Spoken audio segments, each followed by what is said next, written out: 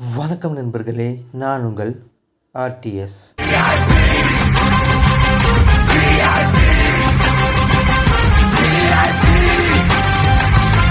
இன்றைய கதைகளை பார்க்க போகிற விஷயம் normal man versus bro active man. அது என்னடா normal man bro active man? நம்மள மாதிரி இருக்கிற விஷயம் தான் நார்மல் மனுஷன். நம்மளோட எக்ஸ்ட்ரா ஸ்கில்ஸு அவனோட பார்த்தாலே தெரியும் அவன் வேற மாதிரி இருக்கிறானே அப்படின்னு. அவன் தான் ப்ரோ ஆக்டிவ் மேன். இவங்க ரெண்டு பேருக்கும் இல்லை 5 வித்தியாசம் இல்லைன்னா அந்த 5 விஷயம் நாம் என்னெல்லாம் பண்ணால் நாமளும் ப்ரோ ஆக்டிவ் மேனாக மாறலாம் அப்படின்னு தெரிஞ்சுக்க போகிறோம் இந்த ஒரு கதைகத்தில். கண்டிப்பாக எல்லாருமே நல்லா இருப்பீங்க நான் நம்புகிறேன். வீடியோ ஸ்கிப் பண்ணாமல் ஃபுல்லாக பாருங்கள். வாங்க வீடியோக்குள்ளே போகலாம்.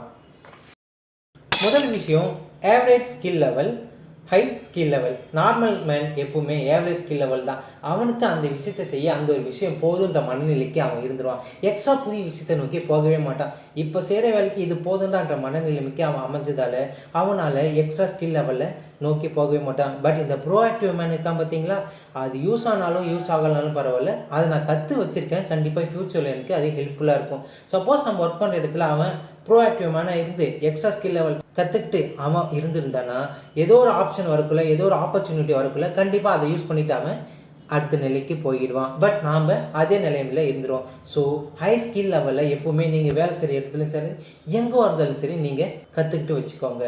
ரெண்டாவது விஷயம், limited experience, extensive experience.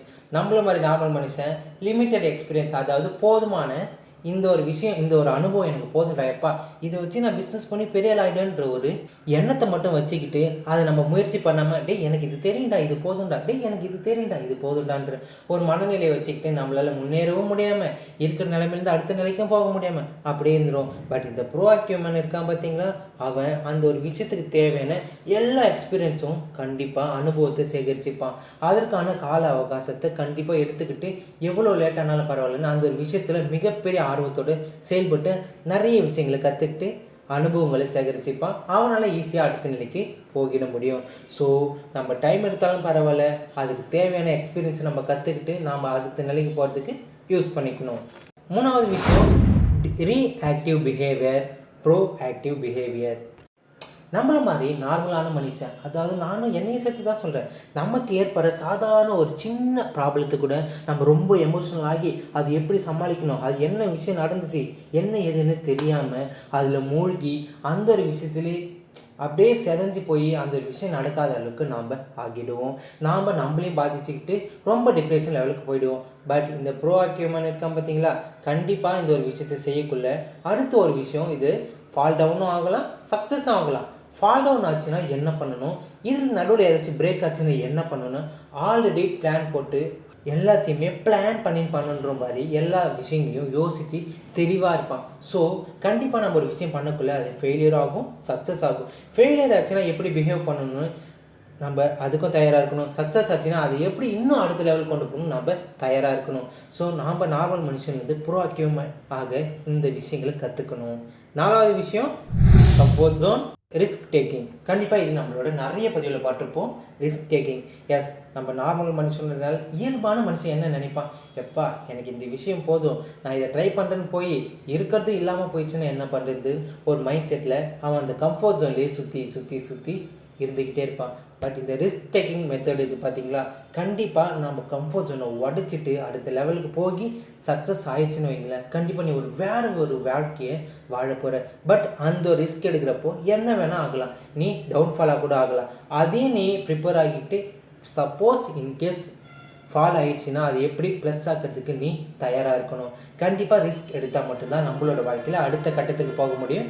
Comfort ஜோனில் இருக்கிறது நல்லா இருக்கிற மாதிரி இருக்கும், பட் ஒரு காலகட்டத்தில் அது உங்களுக்கு வெறுப்பு கொடுத்துரும். பட் நீங்கள் அடுத்த நிலைக்கு போகணுன்னா ஒரு சில ரிஸ்க் தேவை தான் மாப்பிள்ள. அஞ்சாவது விஷயம், கோல் செட்டிங்ஸ், கோல் ஓரியன்ட். கண்டிப்பாக இந்த ஒரு விஷயம் எல்லாருக்குமே இருக்கும். நம்ம சாதாரண மனுஷன், நம்ம எப்படிதாச்சும் எனக்கு இந்த கனவை அடைஞ்சே தீரணும், நான் யூடியூப்பில் சக்ஸஸ் ஆகணும்னு எனக்கு ஒரு கோல் இருக்குது, அதை நம்ம செட் பண்ணிவிடுவோம். பட் அதுக்கான விஷயங்களை நம்ம தொடர்ந்து செய்ய மாட்டோம்.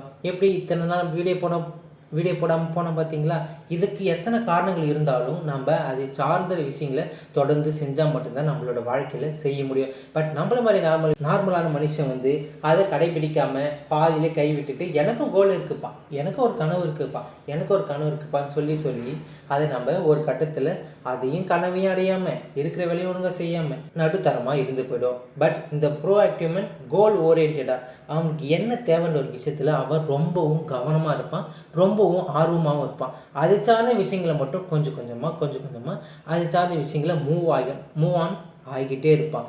அந்த ஒரு விஷயங்களை சரி செஞ்சுக்கிட்டே இருப்பான். எல்லா விஷயமும் உடனே நடக்காது.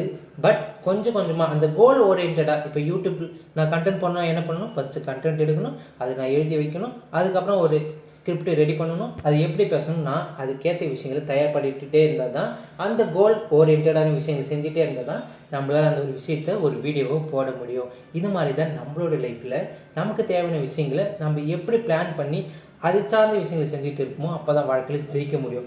இந்த 5 விஷயம் நாம் நார்மல் மேனாக இருக்கிறதுக்கும் ப்ரோஆக்டிவ் மேனாக இருக்கிறதுக்கும் வித்தியாசம். ஸோ இந்த 5 விஷயங்களை எதெல்லாம் நீங்கள் சேஞ்ச் பண்ணணும்னு நினைக்கிறீங்களோ இந்த நிமிஷத்துலேருந்து இந்த சைக்கிள்லேருந்து சேஞ்ச் பண்ணிவிடுங்க. ஏன் நாம் மட்டும் ப்ரோஆக்டிவ் மேன் ஆகக்கூடாதா என்ன? ப்ரோஆக்டிவ் மேன் ஆகிறோம், நாம் பாட்டையை கிளப்புறோம். ஸோ இந்த பதிவு பிடிச்சிருந்தா மறக்காமல் நம்மளோட பேஜ் சப்ஸ்கிரைப் பண்ணிக்கோங்க. மீண்டும் அடுத்த ஒரு கரிகத்தில் மீண்டும் சந்திப்போம். RTS.